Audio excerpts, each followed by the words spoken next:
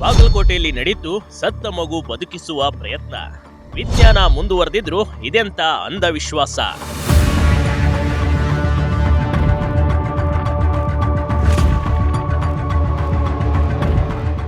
ಸತ್ತ ಮಗು ಬದುಕಿ ಬರೋದಕ್ಕೆ ಸಾಧ್ಯನಾ?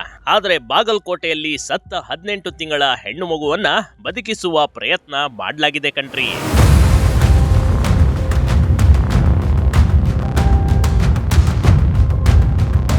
ಹೀಗೆ ಮಗುವಿನ ಸುತ್ತ ಉಪ್ಪು ಸುರಿದು ಮಗು ಬದುಕುತ್ತದೆ ಅಂತ ನಂಬಿಕೆ ಇಟ್ಕೊಂಡು ಜನರು ಕುಳಿತುಕೊಂಡಿದ್ರು ನೋಡಿ.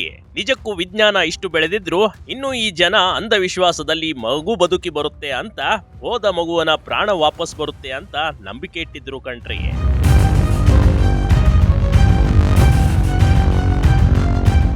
ಮಗು ಉಪ್ಪಿನಲ್ಲಿಟ್ಟು ಕುರಾನ್ ಪಠನೆ, ಮಗು ಜೀವಂತವಾಗುತ್ತೆ ಎಂಬ ನಂಬಿಕೆ. ನಿಜಕ್ಕೂ ಇಲ್ಲಿ ಹೆತ್ತವರ ಸಂಕಟ ಅರ್ಥವಾಗುತ್ತದೆ. ಹಾಗಂತ ಸತ್ತವರು ಎಂದಾದರೂ ಬದುಕಿ ಬರಲು ಸಾಧ್ಯನಾ? ಈ ಕುಟುಂಬಕ್ಕೆ ಯಾರೋ ಇಂಥದೊಂದು ಸಲಹೆ ನೀಡಿದ್ರು ಕಣ್ರಿ. ಮಗುವನ್ನ ಉಪ್ಪಿನಲ್ಲಿ 2 ಗಂಟೆಗಳ ಕಾಲ ಇಟ್ಟು ಮಗುವಿನ ಕಿವಿಯಲ್ಲಿ ಕುರಾನ್ ಮಂತ್ರಘೋಷಗಳು ಪಠಿಸಬೇಕೆಂದು ಹೇಳಿದ್ರು. ಅದೇ ರೀತಿ ಈ ಕುಟುಂಬ ಮಗುವಿನ ಸುತ್ತಲೂ ಉಪ್ಪನ್ನ ಸುರಿದಿದೆ. ಮುಖವನ್ನ ಬಿಟ್ಟು ಮಗುವಿನ ಶರೀರದ ಮೇಲೆ ಉಪ್ಪು ಸುರಿದಿದ್ರು ಕಣ್ರಿ.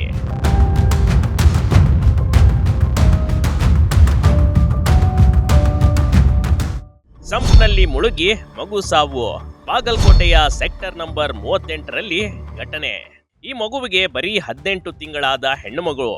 ಅಮೀನಾ ಪಠಾಣ್ ದಂಪತಿಗಳ ಮುದ್ದಿನ ಮಗಳು ಮನೆಯ ಎದುರಿನ ಸಂಪ್ನಲ್ಲಿ ಬಿದ್ದು ಸಾವನ್ನಪ್ಪಿದ್ದಳು. ಇದರಿಂದ ನೊಂದ ಪೋಷಕರು ಯಾರ್ದೋ ಮಾತನ್ನ ಕೇಳಿ ಇಂಥದೊಂದು ನಿರ್ಧಾರ ಮಾಡಿದ್ರು ನೋಡಿ. ಕಾಯುವಷ್ಟು ಕಾದ್ರು, ಆದ್ರೆ ಮಗು ಮಾತ್ರ ಬದುಕಿ ಬರಲೇ ಇಲ್ಲ ನೋಡಿ.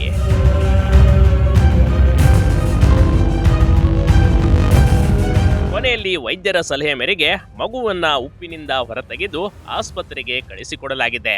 ಸದ್ಯ ಮಗುವಿನ ಮರಣೋತ್ತರ ಪರೀಕ್ಷೆಯ ನಂತರ ತನಿಖೆ ಮುಂದುವರಿಯಲಿದೆ.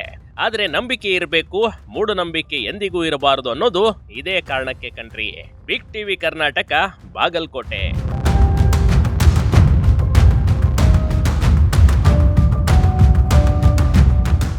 ಬಿಗ್ ಟಿವಿ ಕರ್ನಾಟಕ ಯೂಟ್ಯೂಬ್ ಚಾನೆಲ್ಗೆ ಈಗಲೇ ಸಬ್ಸ್ಕ್ರೈಬ್ ಮಾಡಿ.